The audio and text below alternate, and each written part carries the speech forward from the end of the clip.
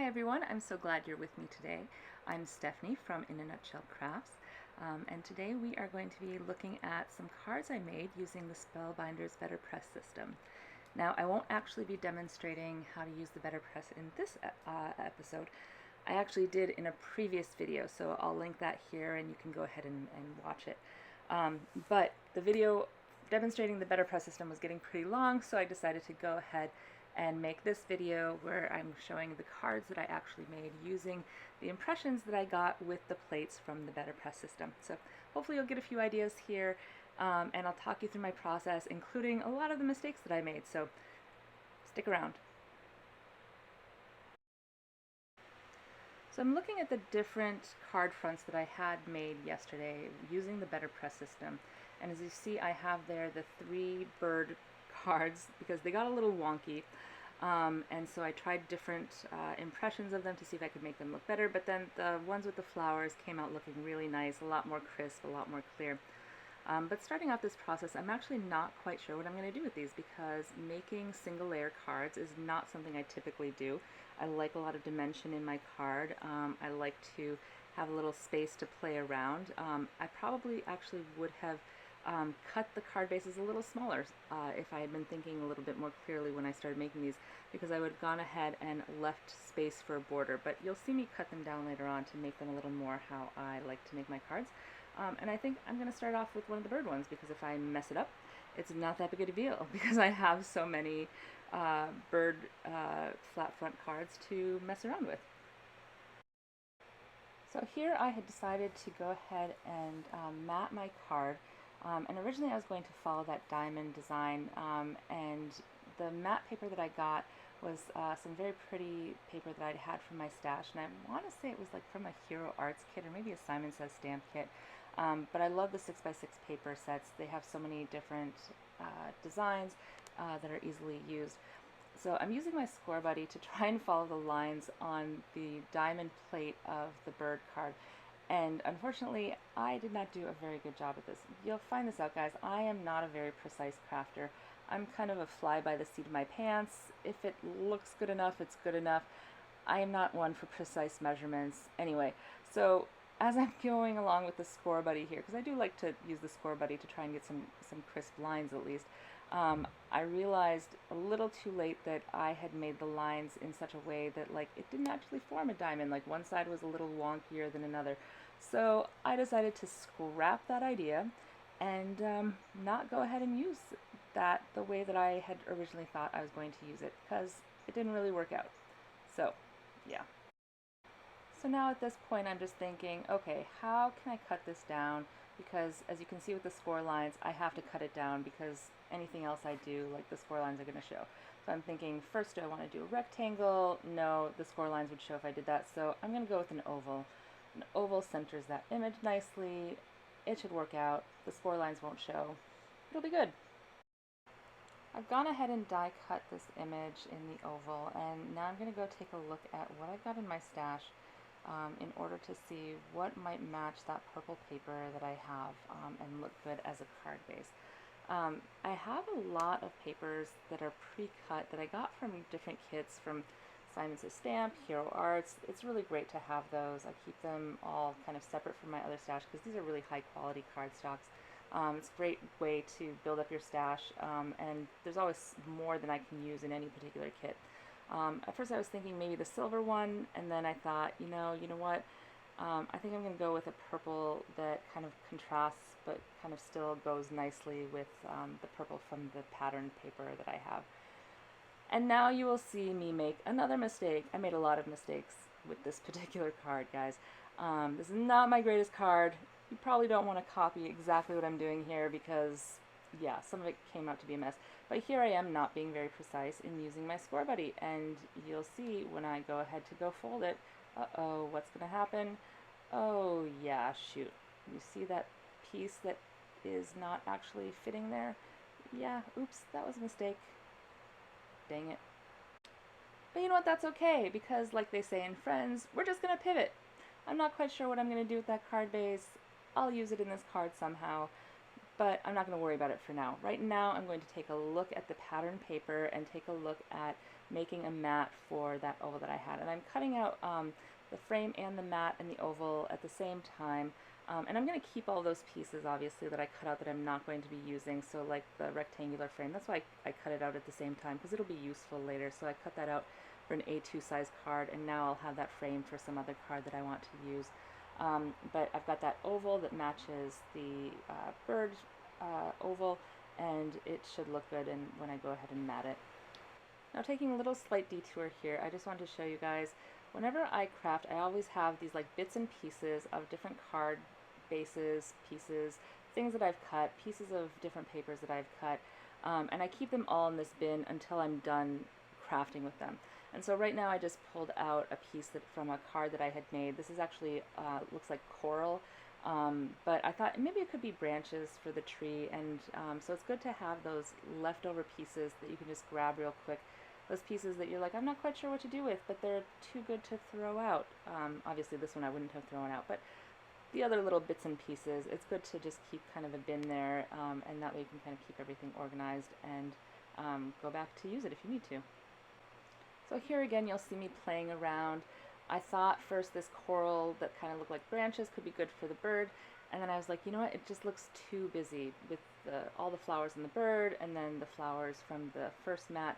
Maybe I'll go ahead and mat it with just the purple that was left over from the card base that I made and that I messed up. So that's what I'm going to go ahead and do.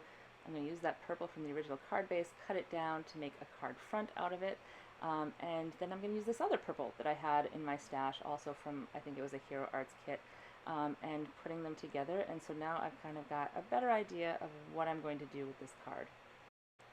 I debated leaving the central image black and white, but I figured it needed something a little bit more to make it stand out, and so I decided to do the bird in Arteza markers and kind of use them like watercolors. So I use the Arteza markers and use a little water to kind of spread out the ink, and I was originally going to do some shading on the bird, but I actually only ended up needing to use one marker instead of lots of different ones for the shading, and just using it a little heavier in one spot. Yay, look at me go! I finally got a score line right. I've only been doing this like 5-6 years, and you know, every once in a while you still make a mistake, so yeah. Anyway, I got the card base looking good. I like it's got a nice little shimmer to it, and as I'm laying these out I realize, oh, if I put the purple, the kind of bluish purple right on top, it's actually going to cover up that pretty shimmer that the card base actually has, and that it ties in with the other purples on the bird and the other pattern paper. So I decided to go ahead and trim that down. I've finally got this looking mostly how I like it with the different matting, but I realized it needed still a little something extra. So I thought, you know what, putting a little vellum behind it just kind of gives it that extra oomph, keeps the color tones kind of the same, and I like the way it looked. Now here is where I made a mistake. Do not be like me. I cut the vellum down to fit the size without thinking about the fact that, like, oh, when you glue vellum down, it actually becomes visible. Yeah. So I went ahead and I cut this when I really shouldn't have. What I should have done is I should have wrapped the vellum around that bluish panel and hidden the tape and glue behind that. So that was a mistake. Don't be like me. Don't make that mistake. Now, one of the things I like to do for all of my cards is I have a handmade personalized stamp. This is like handmade by Stephanie. I got this made on Etsy, and it was not expensive at all, but it lends all of my cards, I think, that extra special touch. And frankly, I want people to know that I made it. I personally made it. Not just this card was handmade, but I personally made this card for you. And I think that's so important that when I'm giving cards to people, like, you know, making this card took me like an hour. I want somebody to know I'm giving you this card because I care about you. I spent an hour making this, you know, thinking about you, and it's worth a heck of a lot more than just, you know, a card that you would buy in a store. So anyway, I recommend the handmade by so-and-so stamp, and I'll link to that Etsy store in my description below. Something else I like to do in all of my cards, whether or not I'm stamping an interior image, is to put in a white panel. I feel like it just makes every card look a little classier by having that white panel on the interior, even if the card base that you're using is clear enough that you'd be able to, write a message there. That, like, just that little bit of extra white card stock there makes it look a little classier, a little more expensive, and it also lends stability to the card. So if you are using cardstock that's like 65 pounds or something like that, adding that panel there really helps. Now, I will also say the other important thing, if you are going to be stamping an interior sentiment the way that I am here, I'm stamping one specifically that matches with that feathered panel, do the stamp before you glue the panel in. Ask me how I know this. Ask me why this is a terrible idea to do it the other way around. You cannot imagine how many cards I have messed up because I forget this and decide to stamp it after it's already glued in, and then I mess up the whole thing and the entire card needs to be taken apart, and it's a disaster. So don't do it. Don't be like me. The embossing powder I'm using here is the Hero Arts Sparkle embossing powder, which I use for just about everything. I love that it's clear, but it's got a sparkle to it because I'm very lazy, and so if any of the embossing powder gets anyplace else, it's not going to show up, and even if it does, it's fine. It's going to be transparent and just add like a little bit of glitter. It's not going to be a big deal. So yeah, I like using that. I went ahead and I glued that panel with the sentiment on the interior, and using the heat gun does sometimes lead to warping the paper a little bit. So you'll see after I glued it, I went ahead and I laid it underneath a book just to make sure that it was completely flat and to smooth that out.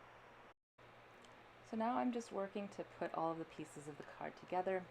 I like to use glue because I can move it around a little bit, but right there you can see on the vellum all the glue that's kind of showing through, which wasn't going to be a big deal here because the central image was going to cover it. However, as you'll see later on, the vellum starts curling up, and I'm not quite sure why it started to do that. But again, I should have wrapped the whole thing around that blue panel.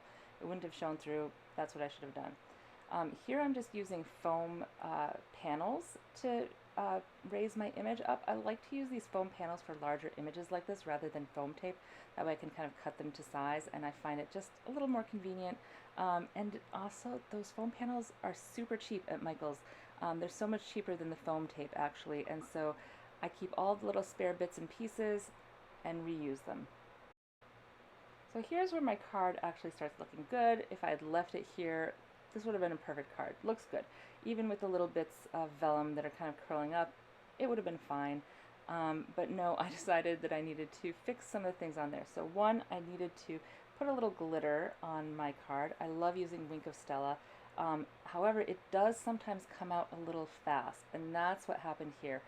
If it hadn't come out so fast, I think that things would have ended up okay, but I ended up with a big puddle, and what ended up happening is it just made all of the water-soluble ink just kind of spread beyond the images, and so that was not a good thing. And then I tried to tape down or glue down the vellum on the corners because it was curling up, and I used some embellishments to kind of hide the glue that I put there.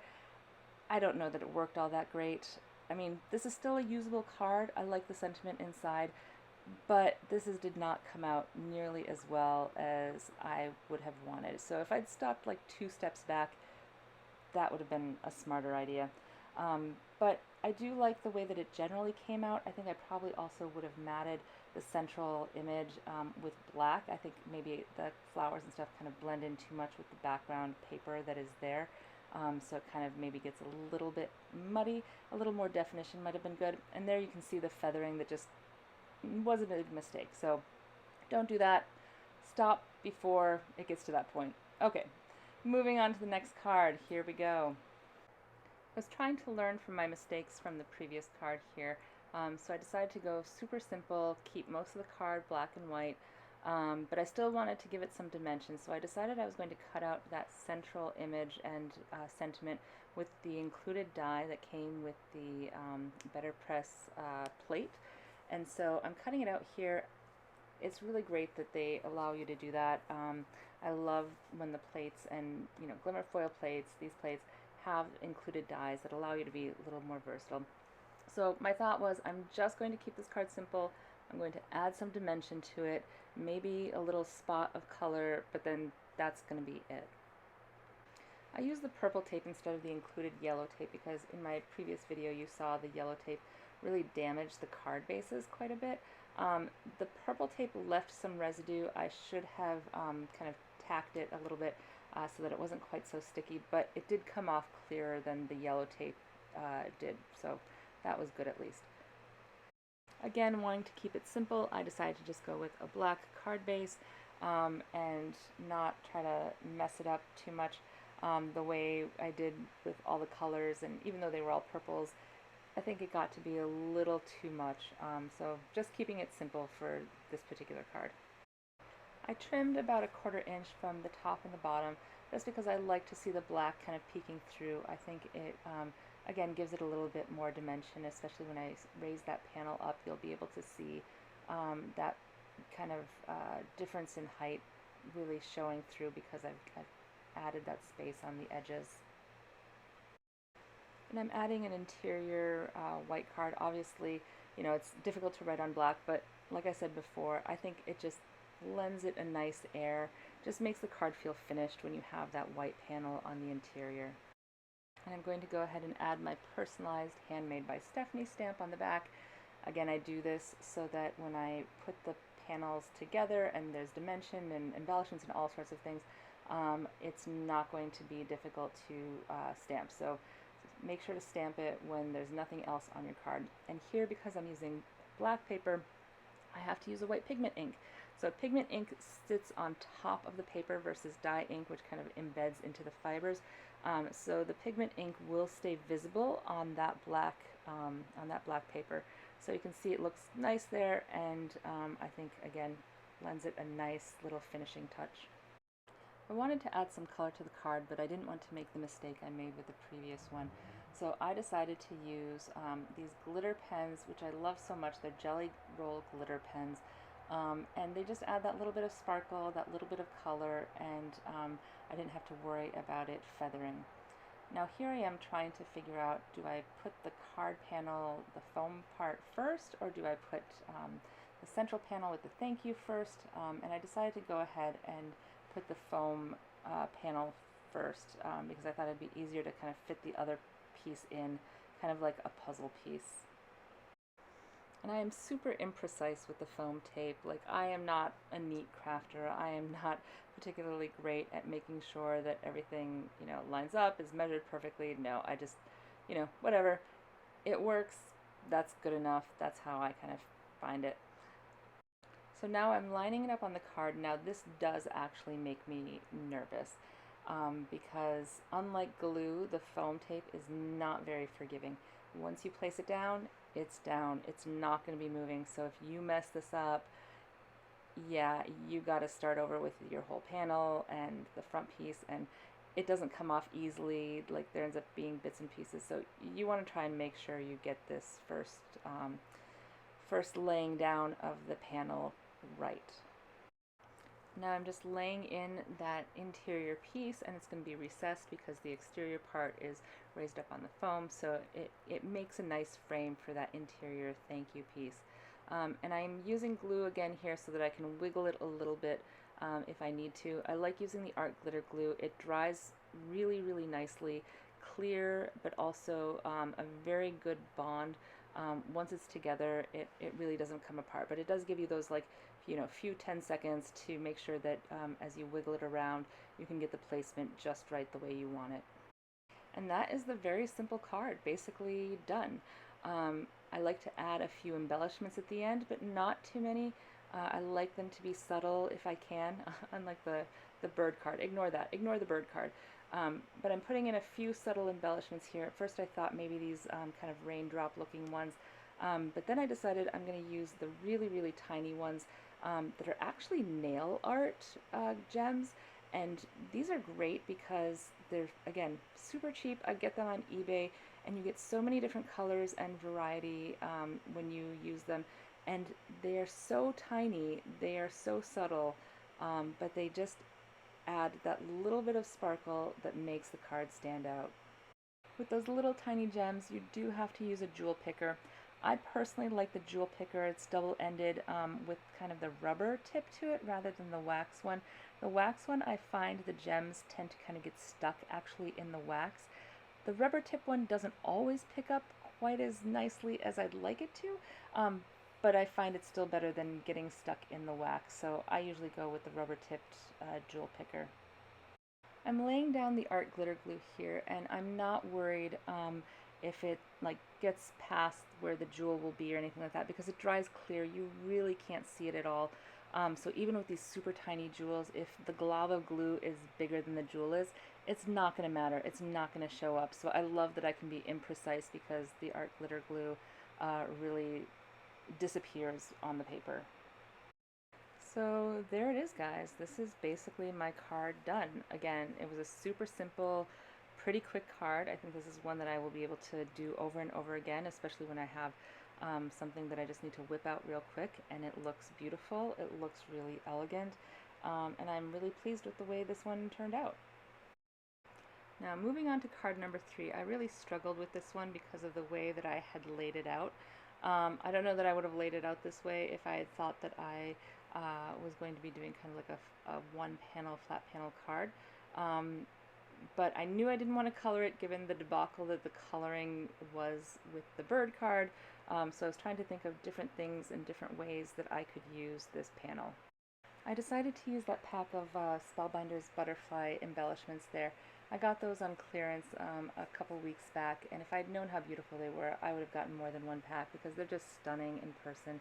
And I thought they went really well with the flower theme. So to give it a little bit of color without me having to color it, I thought that might be a good way to go.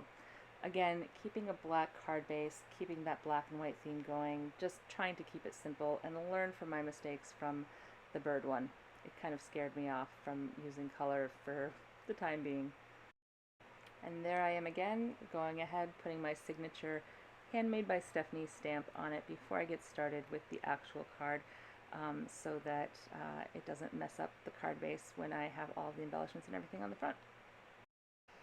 Now, like I said, I wasn't quite sure what I wanted to do with this card. There's a lot of white space to cover, but I just went through my box of sentiments there, and I have lots of different sentiments that I pre-cut. I like having the sentiments pre-cut so that I can do just what I'm doing right now, which is try out a bunch of different ones, see what might work, see what might fit. And the one that I ended up finding actually surprised me. I love the ones from Simon Says Stamp. They have a set where you can cut out a ton of different sentiments all at once. And I like the way that little banner one at the top, just because I like the way that it looked and it kind of took up that space there. But I also knew I wanted to have some color, so I was going to go ahead and match the color of the butterfly that I was going to use.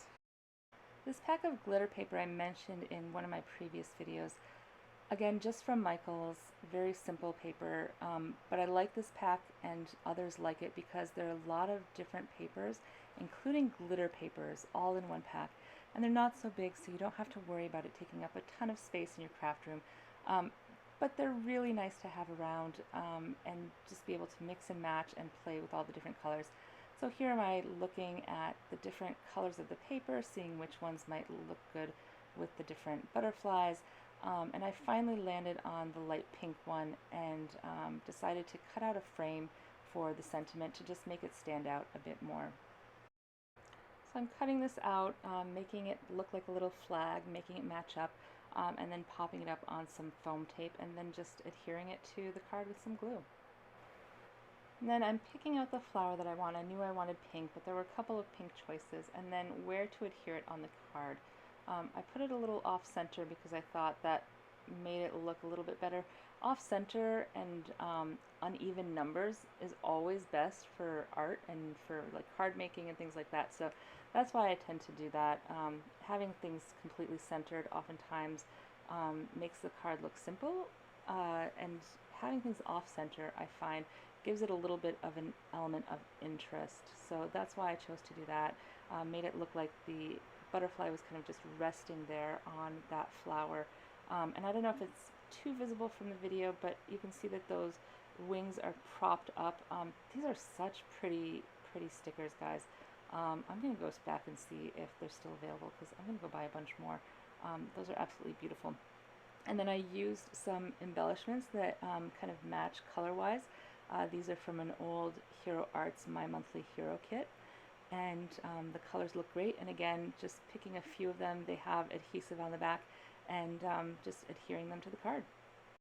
I had originally made a card base for this card that was a side folding card base, and as I got done making this card, I realized, you know what, I think a top folding card would look a lot nicer just with the layout that this is, rather than having a side folding card. So I went ahead and made a new base for it. Now it's just a matter of putting my card together, and there I am using a foam panel on the back of the central image there to just pop it up. I'm going to adhere it to the card base, and then that is my card basically done, guys. Um, Again, this was a pretty simple one, but overall I liked it better than the one that took me like an hour to do. And so just goes to show that sometimes simpler is better, and I hope you guys liked it too. Let me know down in the comments which of these cards you like the best, any techniques you think I should have tried, anything you think I should have done differently, or anything that you might take away from these videos and you might want to try yourself. If you found this helpful, if you liked it, please like, subscribe, and share. It helps me out a lot, you guys. I'm just getting started, but I hope you like the videos I'm making, and I hope to make a lot more for you. So yeah, subscribe and you'll know when my next ones are made.